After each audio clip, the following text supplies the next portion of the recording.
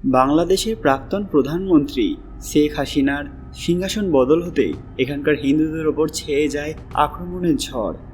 জানা যাচ্ছিল যে প্রধানমন্ত্রীর পদত্যাগের পর থেকেই সেখানকার কট্টরপন্থীরা এক ভিন্ন রূপ ধারণ করেন, যার শিকার হন হিন্দুসহ সেই সকল মানুষেরা যাদের সংখ্যা খুব কম।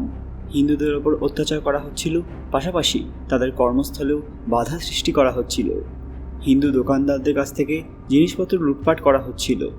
আমরা প্রায় সকলেই জানি যে এই ভয়ানক অবস্থায় বহু মানুষের মৃত্যু হয়েছে। হামলার ভয়ে বহু হিন্দু পরিবার বর্ডারে এসে জুটেছেন। তারা আজ নিজেদের দেশ ত্যাগ করতে বাধ্য হয়েছেন। বাংলাদেশের দাঙ্গা এবার হিন্দু মন্দিরের ওপরও পড়েছে। শুধু কি ইসকন জগন্নাথ মন্দির? না, পাশাপাশি ঘটেছে এমন কিছু ঘটনা যা আপনাকেও চমকে দেবে। যতই নতুন প্রধানমন্ত্রীর আগমন হোক না কেন, এই পরিস্থিতি কি সহজে সামলানো সম্ভব হবে? ভিডিওতে এগোনোর আগে সবাই অবশ্যই হর হর মহাদেব লিখবেন। সকলকে আমাদের চ্যানেল পুরাণ কথায় স্বাগত। আজকে আপনারা জানবেন বাংলাদেশের মন্দিরের ভয়াবহ অবস্থা। ভিডিওতে এগোনোর আগে সবাই অতি সত্ত্বেও আমাদের চ্যানেলটি সাবস্ক্রাইব করে নেবেন। আমরা আগেই শুনেছিলাম যে শেখ হাসিনার দেশ ত্যাগের পর থেকেই যে আগুনে ঘি পড়েছিল তা সোজা গিয়ে পড়ে হিন্দু মন্দিরের ওপর। ইসকন জগন্নাথ মন্দিরের ওপর ভয়াবহ হামলা হয়, সেখানে আগুন অবধি লাগিয়ে দেওয়া হয়েছিল। শুধু এখন নয়, বহু বছর আগে থেকে বাংলাদেশের অশান্তির শিকার হিন্দু এবং তাদের তীর্থস্থান। এখনও এমন কিছু মন্দির আছে যাদের ওপর বিরোধীদের নিশানা রয়েছে। বাংলাদেশের দুষ্কৃতীরা কেন সবার প্রথমে ইসকন মন্দিরকে টার্গেট করেছিল? ভগবান শ্রীকৃষ্ণের এই মন্দিরে তারা আগুন লাগিয়ে দিয়েছিল। এই ঘটনায় ভগবান জগন্নাথ, বলরাম এবং দেবী সুভদ্রার বিগ্রহ সহ গোটা মন্দিরকে ধ্বংস করে দেওয়া হয়। এই মন্দিরের অনেক মান্যতা রয়েছে। প্রত্যেক বছর রথযাত্রার সময় বহু মানুষের ভিড় হতো এখানে। অর্থাৎ এখানে হামলা করা মানে হিন্দুদের আস্থাকে আঘাত করা। এবার সেই মন্দির যাকে বাংলাদেশের ন্যাশনাল মন্দির বলা হয়, এটা হলো ঢাকেশ্বরী ন্যাশনাল মন্দির, যা ঢাকার প্রাচীন হিন্দু মন্দির। এর নির্মাণ করিয়েছিলেন সেন বংশের রাজা বল্লাল সেন। এই মন্দিরের পেছনে মান্যতা রয়েছে যে এখানে দেবী সতীর মুকুটের মণি পতিত হয়েছিল, অর্থাৎ এটা 51 শক্তিপীঠের মধ্যে অন্যতম। এখানে ঢাকেশ্বরী দেবীর পুজো করা হয়, যাকে দেবী দুর্গার রূপ বলে মনে করা হয়। এরপর যে মন্দিরকে নিয়ে মানুষ অত্যন্ত চিন্তিত তা হলো পুথিয়া মন্দির।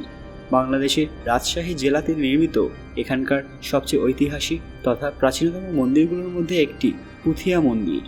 এটা বাংলাদেশে ভগবান শিব তথা মহাদেবের সবচেয়ে বড় মন্দির বলে বিবেচিত।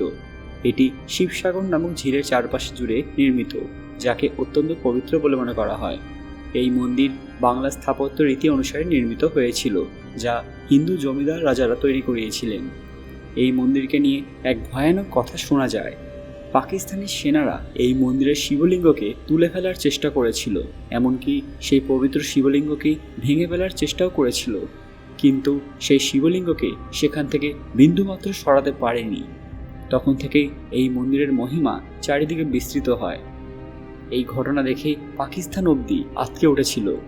যদিও বর্তমানে এই মন্দিরকে সম্পূর্ণ সুরক্ষায় রাখা হয়, কিন্তু সেই সময় কিভাবে এই অলৌকিক ঘটনা ঘটেছিল তা আজও মানুষকে ভাবতে বাধ্য করে।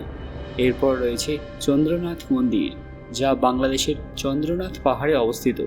এটি আরও একটি প্রসিদ্ধ শক্তিপীঠ। হিন্দু পৌরাণিক তথ্য অনুসারে এখানে দেবী সতীর ডান হাত পতিত হয়েছিল। এই চন্দ্রনাথ মন্দির হিন্দুদের এক প্রমুখ তীর্থস্থল, যেখানে বিপুল মাত্রায় শ্রদ্ধালুরা এসে থাকেন। এমনটা আশা করা হচ্ছে যে বাংলাদেশের নতুন সরকার হিন্দুদের সম্পূর্ণভাবে সুরক্ষা প্রদান করবে, আর যে মন্দিরগুলোর ক্ষতি করা হয়েছে সেগুলির পুনর্নির্মাণ করা হবে, পাশাপাশি হিন্দুদের সুরক্ষাও সুনিশ্চিত করা হবে। আজকের ভিডিও দেখে আপনাদের প্রতিক্রিয়া কি কমেন্ট বক্সে অবশ্যই জানাবেন। ভিডিওটি অবশ্যই লাইক করবেন এবং শেয়ার করে সবার কাছে পৌঁছে দেবেন। কমেন্ট বক্সে ভক্তির সঙ্গে হর হর মহাদেব লিখতে ভুলবেন না। আরও এরকম দরকারি আপডেট পেতে পুরাণ কথা অফিসিয়াল চ্যানেলটি মনে করে সাবস্ক্রাইব করে নেবেন। খুব তাড়াতাড়ি ফিরে আসবে এরকম কিছু দরকারি ভিডিও নিয়ে। ততক্ষণ আপনারা এই ভিডিওগুলো দেখতে পারেন। ধন্যবাদ।